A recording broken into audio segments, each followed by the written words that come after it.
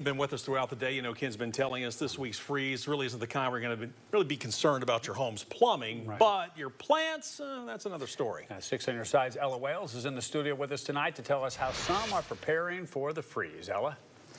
Dawn, Bo, farmers and gardeners across the area are keeping a close eye on the overnight temps.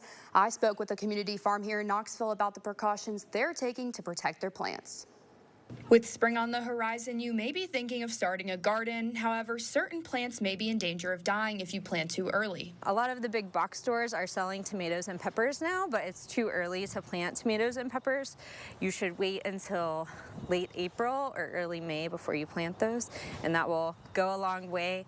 Merrill Burke with CAC Beardsley Community Farm says they've taken measures to protect some of their plants from this week's freeze. We do have some plants like baby radishes and some other things that we have covered with the row cover.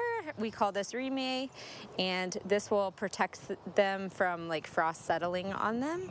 Burke also says they've drained their irrigation lines to prevent plants from dying. You don't want to water a whole lot on the day that it's going to freeze, because if the plants are full of water and super hydrated, that gives them a lot more. The water like inside of the plant is what, when that freezes, that's what kills the plant. Plants that grow year-round like strawberries can usually survive the cold, but the flowers on the plant may be at risk. This part is sensitive to the frost. So here at the farm, we're going to cover our strawberry plants. Burke says if you're worried about your plants at home, there are some things you can do to prepare. At home, if you don't have a remay fabric, you could use a sheet, but those will exclude a lot more light and water than and get really heavy with the frost. So you would want to take them off, like put them on right before you go to bed, basically, and take them off as soon as you wake up in the morning. In addition to the strawberries and radishes, Burke said they are also covering their onions and garlic. Back to you.